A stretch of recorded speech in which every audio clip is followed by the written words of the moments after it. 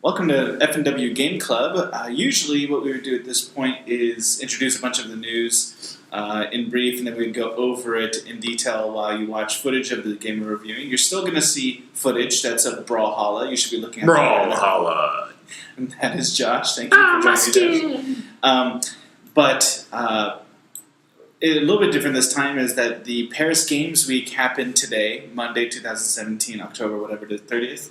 And Sony had a big conference, and we thought what we'd do is just cover the conference, Sony's conference, and the things that, the videos they put out, the trailers they put out, and make that our news this time around. And then afterward, we'll give you the review of Brawlhalla.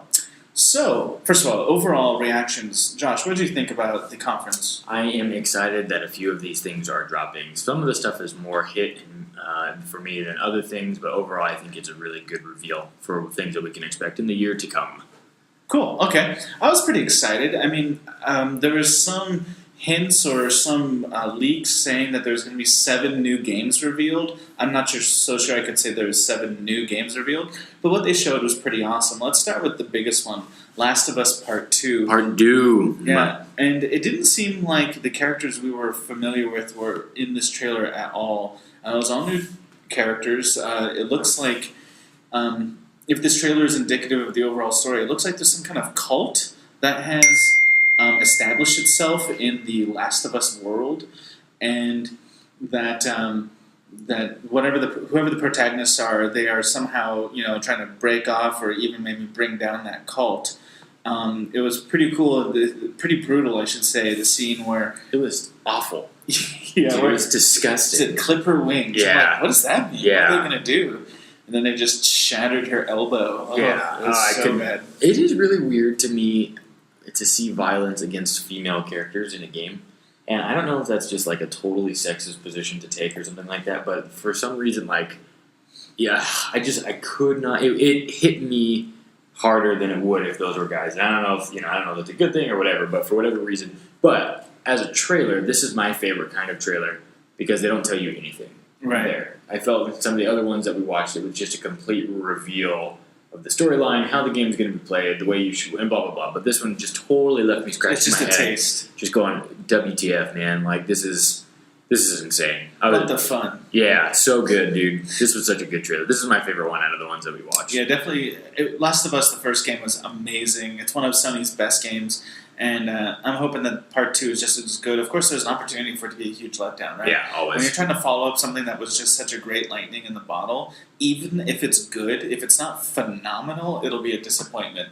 So we'll just have to wait and see on that one. The next trailer, and we're using IGN.com's listing just to give us a reminder of what was shown. The next trailer, according to the IGN list, was Marvel's Spider-Man. And I would have to say this was kind of a miss. Now, I am super excited for this game. I'm going to get this game on day one. I love the developer. I love Insomniac is the developer. I love everything they're doing. All the gameplay I've seen, I've loved. But this trailer was a story trailer, and it was totally like vanilla Spider-Man meh. In fact, getting a little picky here, it's not like it matters that much, but I thought the actual character design of Spider-Man, Peter Parker, outside the suit, and Mary Jane were pretty ho-hum, kind of just like, right. Well, there's just some skinny white dude. Yeah, right? yeah, totally. So I wasn't really impressed with what I saw in this trailer. What I've seen before, which is the action and how they're going to do gameplay, that was great. That was incredible. But this trailer was just, I don't know, a story about Spider-Man needing to be Spider-Man to save the city. It felt like the Arrow, right? It was just not a whole lot there, honestly. So let's move along from there. I hated that one. By the way, I felt like that was I was going to borrow from Daredevil's storyline. I kept expecting him to show up because everything that they took out was just out of that Marvel series on Netflix. Even the same villain, yeah. Yeah, it was really, really lame. Yeah. Also, so the new game, we finally know what Sucker Punch is working on. It's been a mystery, and it's this game. It's an all-new intellectual property, new IP, called Ghost of Tsushima. I'm not real sure how to say that well. Tsushima? Racist. No, just dumb American tongue. That's what it is. Same thing. But this looks pretty cool. They didn't show a lot of gameplay. There was maybe a taste of gameplay in the last 5 seconds of the trailer. But what they showed was essentially you are a samurai in the 13th century, which would be the 1200s. You're one of the last samurai, and you're on an island off the coast of Japan, and you're trying to protect it from Mongolian raiders. And story-wise, it looked cool. The world building, the way they've realized 13th century Japan looked really neat and interesting. Looks like it's a real effort at being sort of culturally accurate, right? Even though Sucker Punch is, to my knowledge, not a Japanese company at all. And so I'm excited to see more. They didn't really give us enough to, as far as gameplay goes, to really seal the deal, right? They've just given us a sort of, here's a taste of the story, and wait for more information. Did you get to see any of that trailer? No. No, you just were like, no, don't know the name, just skip it. Yeah, we all know types like you. How about God of War? I mean, I don't like any Gods of War games. What? It's just not my... Okay, you're awful. You're an awful person for not watching that trailer. That trailer was great. It's just not my favorite type of game. Good games? You don't like good games? Yeah, I guess. Okay, so I prefer if it was mobile. For those who have played other God of War games, this one's very different. It still stars Kratos, a much older Kratos. He's no longer in the Greek pantheon or in the Greek mythical lands. Instead, he is now in sort of the lands of Norse mythology, Northern Europe, Vikings, mixture of realistic and myth. It's he seems to be going to be taking on. I'm not sure if it ever actually said the Greek god, the Norse gods, but it's definitely been Norse creatures in Norse mythology. And this trailer didn't give us any new story.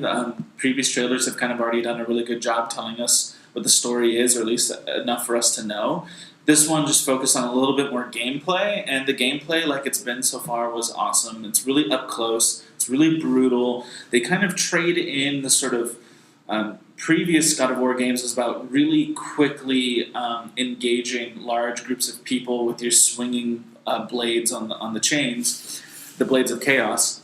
But this one, it's more about like running into maybe one, maybe two guys with an axe. He has like a Norse axe, and just bludgeoning and beating them one at a time and doing various stuff. What it did show was he used the environment a little bit more to his, nothing too new, but just kind of really well done.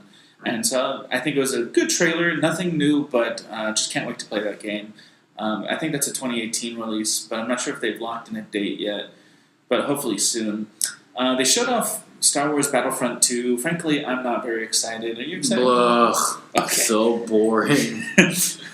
Mostly multiplayer game. There is like an 8-hour campaign being attached to it, but can't blame. But honestly, it's never the Star Wars games have never been my cup of tea. So I'm not really. They usually suck. Okay. Next was Call of Duty World War II. I don't understand. I don't get it. How many are we gonna make of this? Every year, forever. It's just like this cash cow that they have just completely butchered, and it somehow keeps providing millions and millions of dollars for them. Even when it doesn't sell well related to itself, it's still over 10 million. I just don't.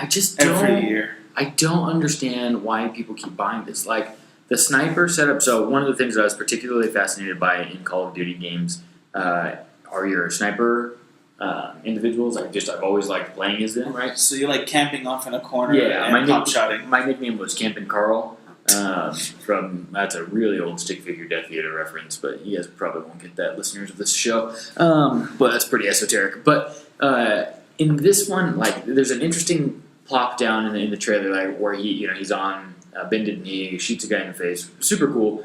But it's the same exact scope setup that it's been since I was 14, right there, and then he runs over, and it's always the sniper pistol combination, right? And so it's like runs over, finds a guy in the ground, and pops him off a couple times with a.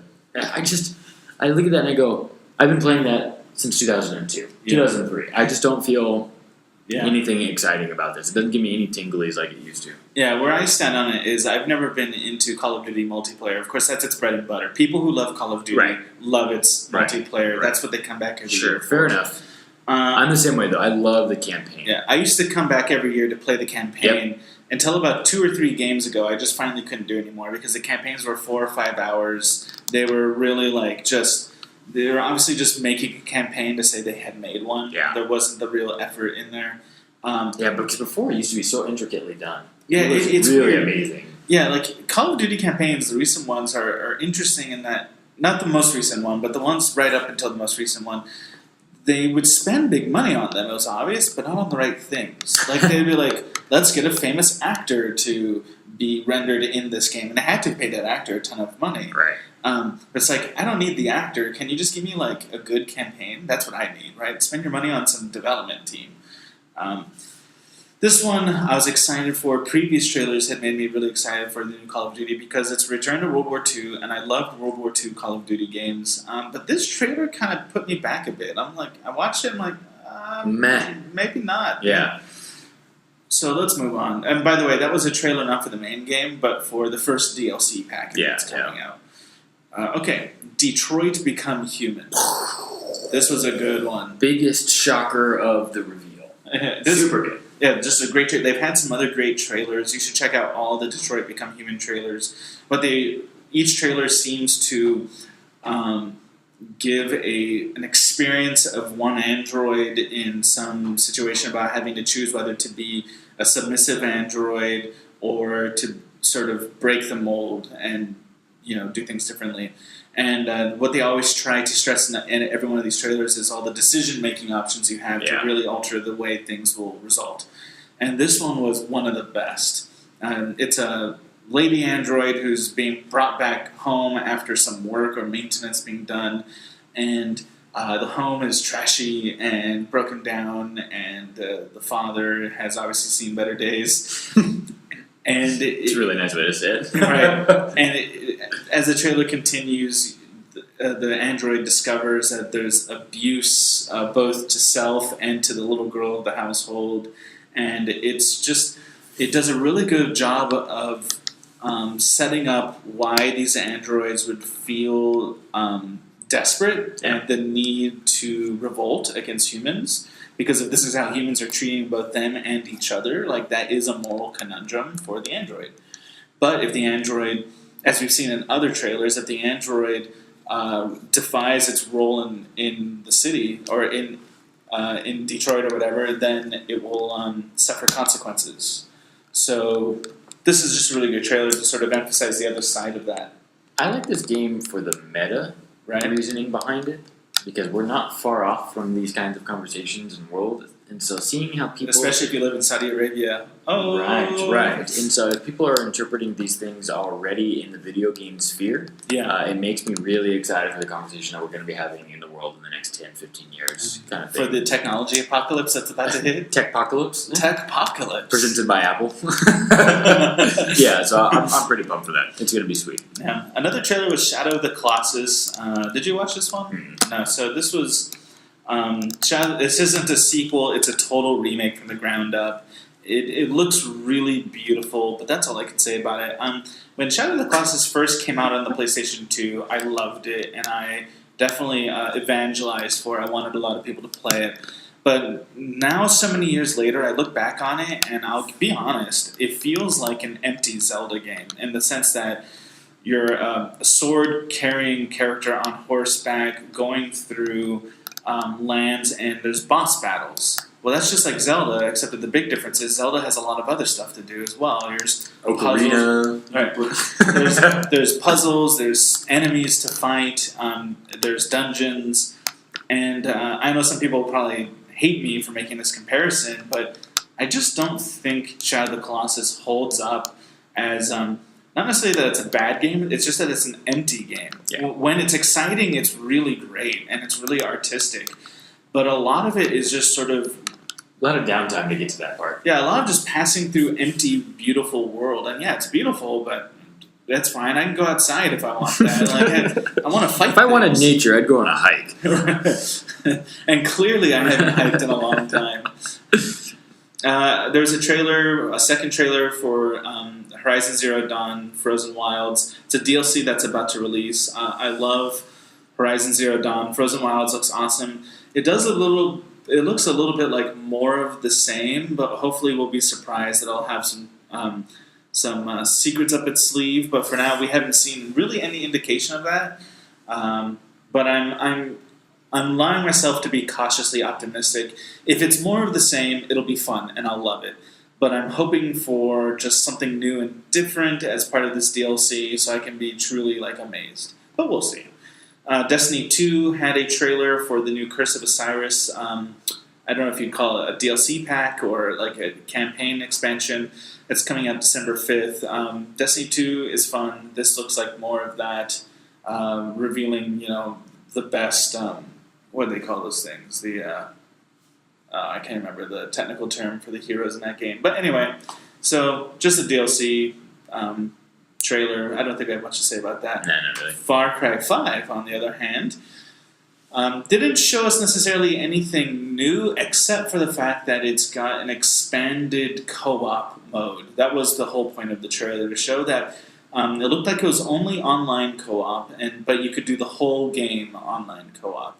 And that's cool. I personally kind of want couch co-op. That's exactly what I was going to say.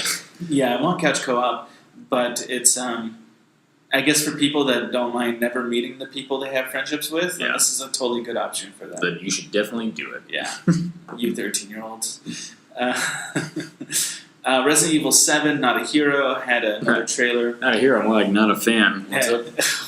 It looks just like Resident Evil 7, but with guns a-blazing.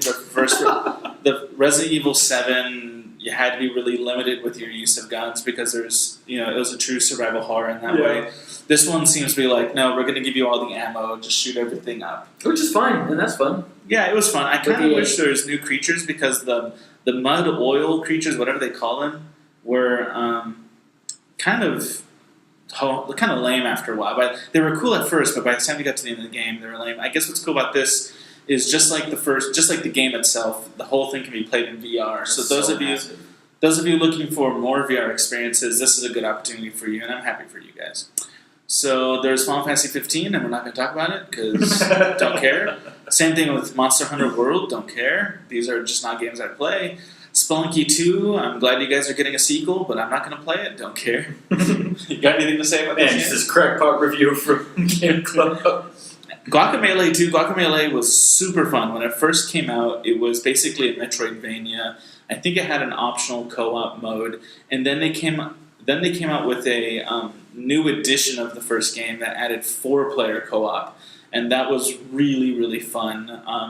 And Guacamelee 2 also promises 4-player co-op, and it looks like it's just more of the same fun Metroidvania gaming. And if you're into that, Guacamelee is one of the best of this generation. Does it remind you of Gauntlet Heroes on the N64 at all?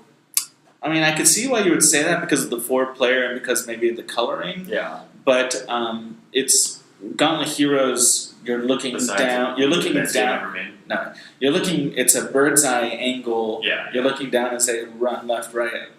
Back and forth. Whereas Guacamelee is jumping like Metroidvania.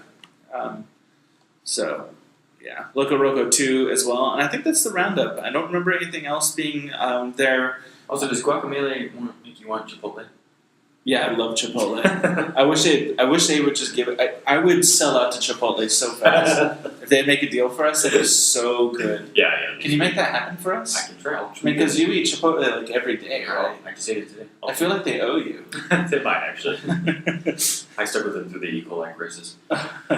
Anyway, so now go ahead and check out our footage and our review of Brawlhalla. Okay, now on to the review. We're reviewing Brawlhalla this week. It's a game that's in early access. It's free to play, but there are upgrade packs adding characters and things like this. Usually $19.99, but often going on sale. Happened to be on sale this week until November 1st. And from the description, Brawlhalla is developed by Blue Mammoth Games, and it is described as an epic platform fighter for up to 8 players online or locally. and it's free. Join casual free-for-alls, queue for ranked matches, or make a custom room with your friends. Millions of players, frequent updates, over 30 unique legends. Come fight for glory in the halls of Valhalla. And if I was going to describe this quickly, I mean, we'd just say Smash Brothers, right? Right. Not that it's exactly the same, but certainly certainly it's the genre similar. that Smash Brothers created, right? Yeah, that's a. Would we call it a? I guess brawler's not the right word because that might make you think of a different kind of game. But it's Smash Brothers style. It's multiple players. When we played, it was always 4 players on a static or not static map, but on a map that was mostly panned out, and you were beating each other up, trying to weaken each other to make each character weak towards a super attack or a big hit, and then that would send them off the screen. And getting them off the screen would cause 2 points for yourself and 1 negative point for them. Yeah. And it was about racking up the points to be the best player of the round. Right. It's basically King of the Hill. Right, King of the Hill. And what sets it apart from Smash Brothers for sure is it's much faster, I would say, a game. It relies more on direct attacks with weapons and fists, whereas with Smash Brothers, depending on what character you have, you can be doing all kinds of dumb stuff, right? Like if you're Princess Peach, you're throwing like your umbrella at somebody, and you're doing all kinds of, or if you're Kirby, you're just eating people up. Like there's as much as you're brawling in Smash Brothers, it's interesting how much you're not brawling in Smash Brothers. You're doing a lot of strange other kinds of movements for attack. This game is much more like fists and weapons. Every character has 2 weapon classes that they can use, and when you pick up a weapon, you immediately get set to one of those weapon classes. If you don't want it, you can throw it out, or if you get taken off the screen, you lose it, and then the second time you pick up a weapon, it's the other weapon class you have, and it switches back and forth. Have I described that right, Chris? Yeah. And it's looking like it's trying to be a really big deal. It's more than it doesn't want to be just like the next indie game. I see these advertisements for big circuit matches and stuff like this. So this game must be really like heating up. Yeah, $100,000 grand prize for their big tournament. Yeah, that's no small prize, right? For Yeah. playing a game. Yeah, that's a lot of money. Yeah. Also, Better get good. yeah, and I feel well.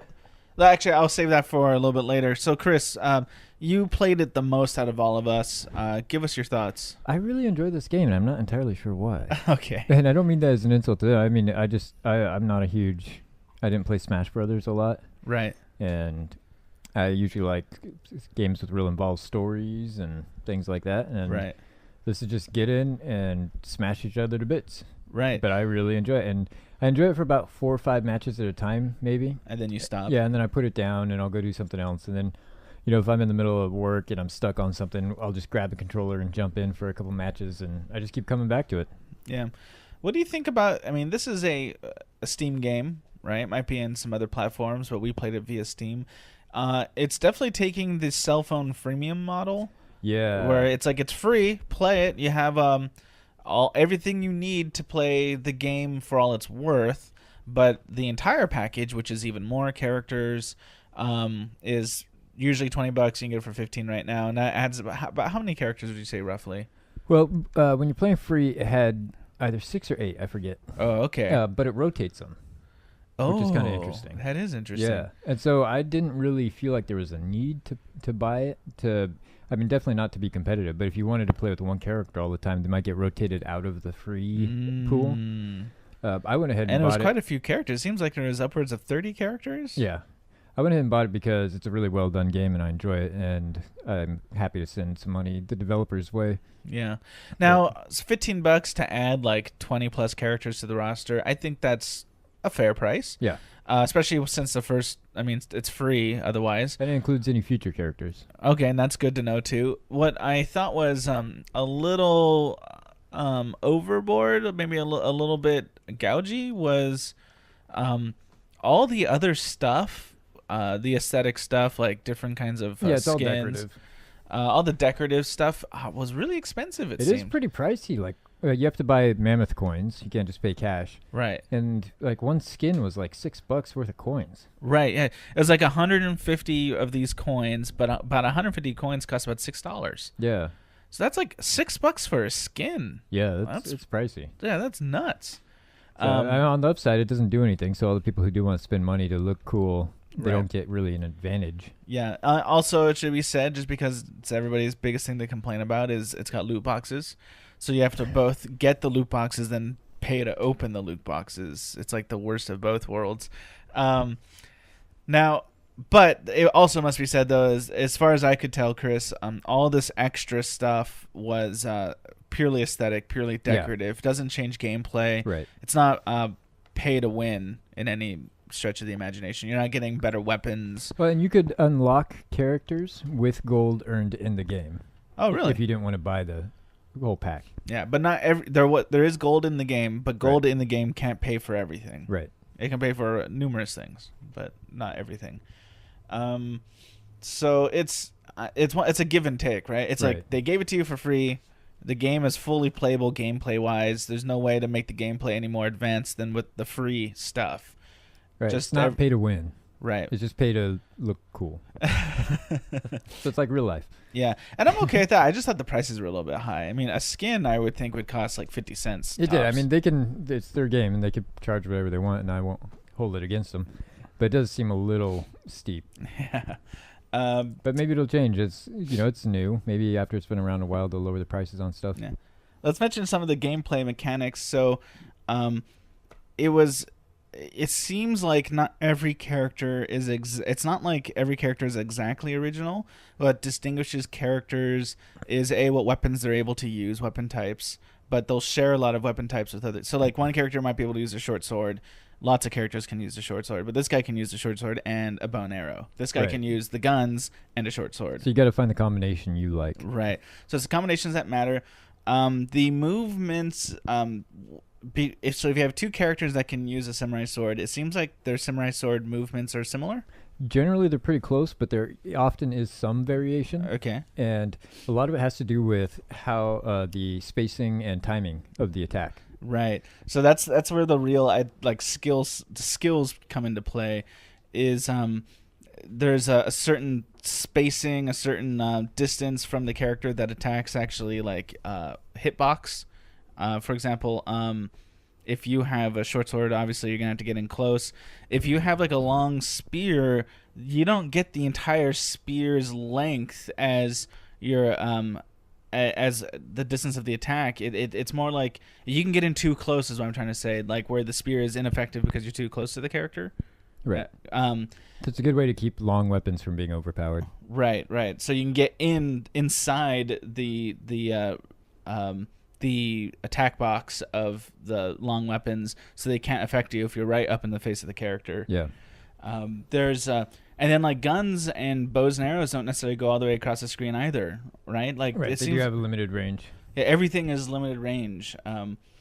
I thought it was pretty satisfying. I for one am not a big fan of fighters where you're basically the skills that this game takes are not the skills that I like exercising. I don't like when I play fighting games, which is rarely nowadays, but when I did, I liked it where you had to memorize certain movements on the combos to make combos or to do special moves, and it was really about being able to do the dance right with another character on the screen, right up close and personal.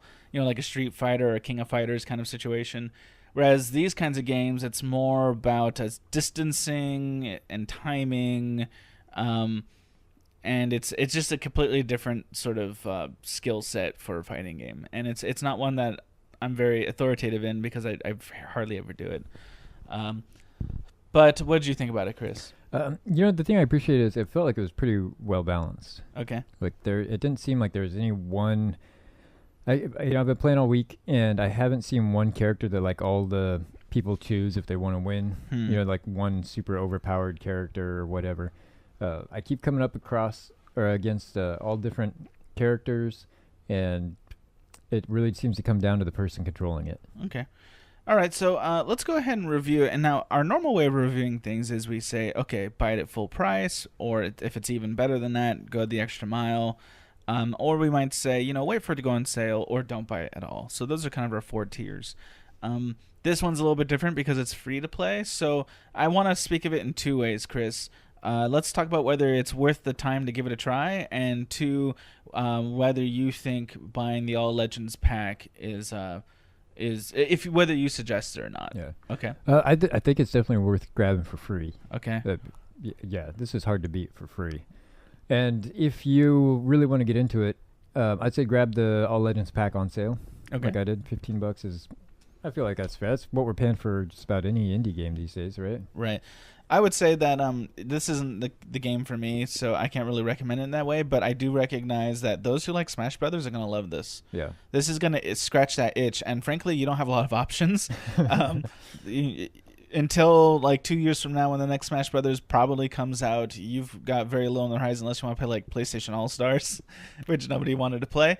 So this looks like it's a totally competent, totally fun, fast pace, great for on the couch with 3 or 4 people kind of thing. You know, doing your own tournaments, or if you just want to kill some time fighting anonymous people, Smash style. I bet you'd really like this. So I'm going to leave it like that myself. Cool. All right, well, I guess that's it. Thanks for watching the Game Club. We at Game Club want to thank you for watching this video, and if you would, please like, subscribe right here, watch a couple extra videos, and keep playing games.